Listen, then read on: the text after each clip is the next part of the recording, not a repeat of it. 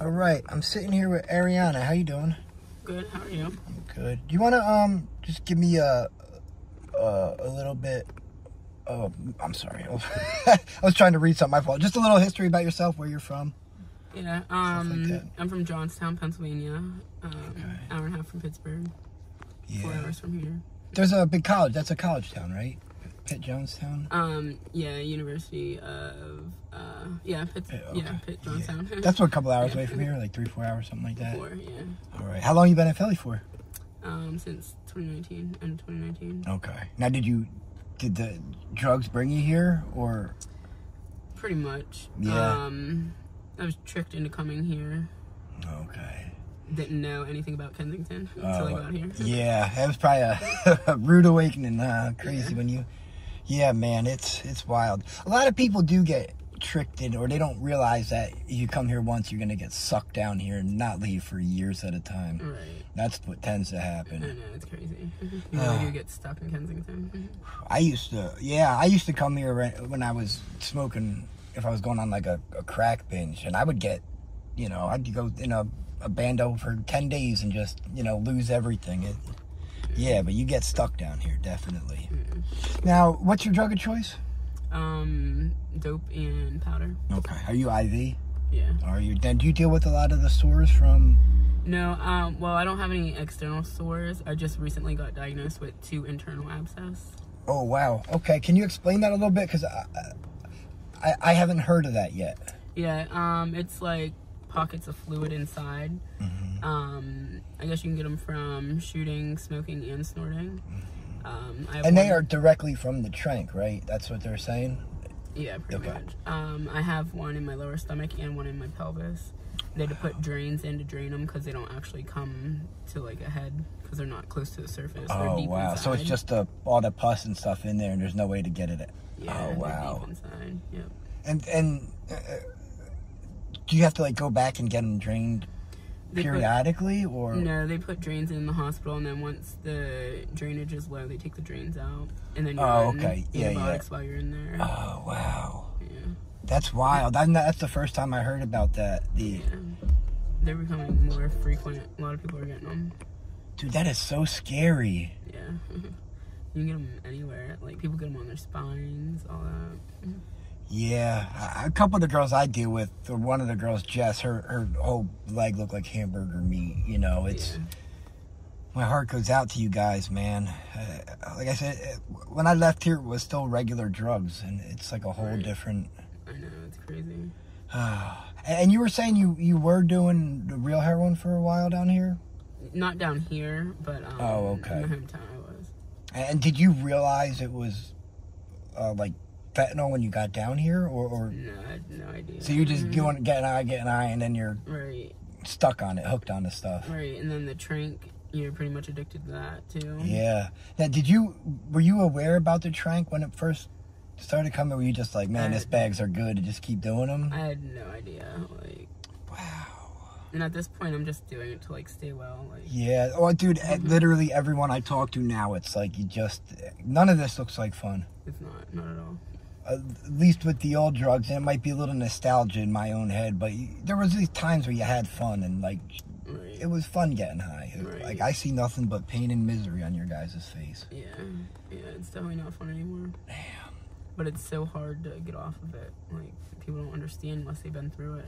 Yeah, one of the girls, Amber, I deal with, she is on life support right now just from the complications from trank withdrawal. Wow. Like, she went into the hospital because she was having a bad time withdrawing. And now she's sedated on a ventilator, and she might not make it. Oh, wow. That's sad. And it's not like she didn't overdose, nothing like that. It's just from the withdrawal, which blows my fucking mind. Yeah, that's crazy. It's really taking people out. Yeah. Now, I don't want to get too personal, but do you have contact with family members and loved ones out on the streets? Every once in a while I'll have contact with my brother, but that's about it. Okay. Now, it's hard, especially, getting sober. Having a support system on the outside is so important, and it can be real tough when, if you don't have something like that. Yeah, while I'm using, like, none of my family wants to talk to me or anything. Sure, so. I get that, man. It's a shame. Now, what would you think they would you know, maybe want to be back in your life if you got sober? I feel like maybe after I'm like sober for a couple of years. Yeah, well, that's what my family was like. It was 6 months after I was sober, and then they were like, Thanksgiving was just coming up, and I was just past like 6 months, and then they finally told me where they lived because they moved. They like hid from me for a while, you know. Yeah. We do crazy things to our family members, but you know. So yeah, I completely get what you're saying. Do you have any desire to get clean right now, or you kind of? No, absolutely. I don't know. Like, I know where to start. It's just, I don't know if I'm afraid to or what. Yeah. It's really hard to take that first step. No, it really is. You know, and I'm not like trying to like co-sign your shit or nothing, but man, that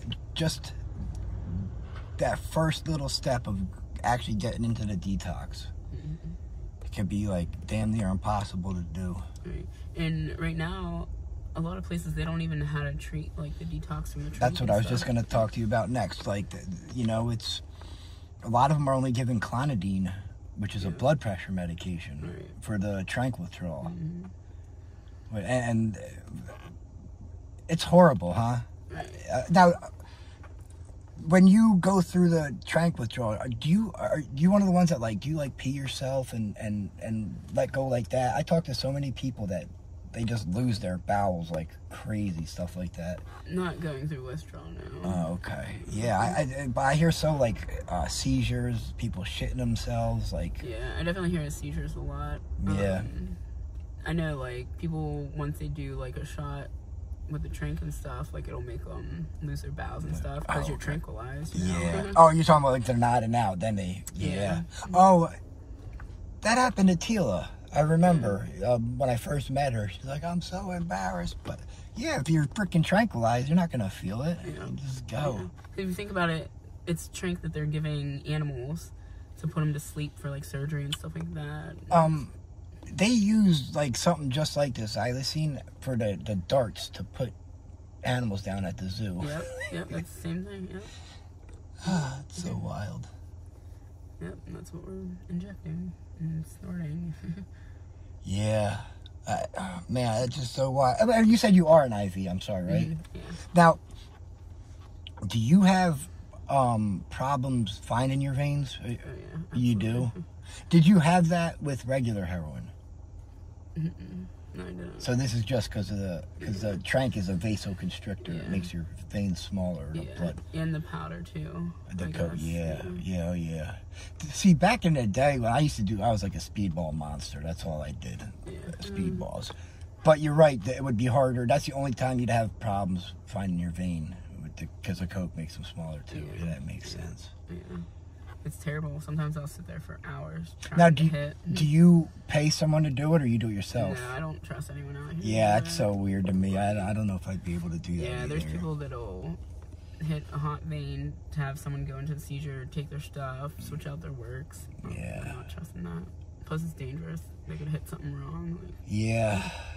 One quick question. We'll let you go. Have you signed up for housing yet? Are you doing that route? Yeah, I'm in a shelter now, and you're with Tila. Yeah.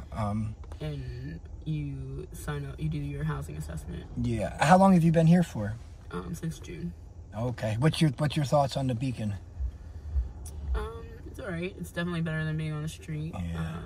What about the new rules? Are you liking that there not going to be so much drugs and stuff around, or? I think it's better that way. Because people that really do want to get clean and stuff, it's kind of hard for them to see someone sitting there beside them getting high. Yeah. People ODing in the bathroom and stuff like that. Yeah, and like I like to think the housing would be like a safe place where, you know, like you said, if there are people that don't want to see it, they shouldn't have to. I get that. Yeah. It's around like, you know, you guys can come and go as you want right here, right? So you can just come right outside, get high real quick, and then go back in. Yep, there's no curfew. And the food's good for you and all that? You able to eat the food here most of the time? Yeah, it's alright. Yeah, okay. Yeah, no, it seems like a good, well, it seems like it's way better to stay here than on the streets. Yeah, you get breakfast, lunch, and dinner. There's 3 floors, co-ed, women, and then men. Okay. There's 2 bathrooms, 2 showers, washers and dryers on each floor. Right. That's nice. All right. Well, I appreciate you taking the time to do this. I like to do follow-ups like once a month with people. Absolutely. Can we keep in touch? Absolutely. Awesome. Yep. Awesome. All right. Have a good day. You too. Thank you.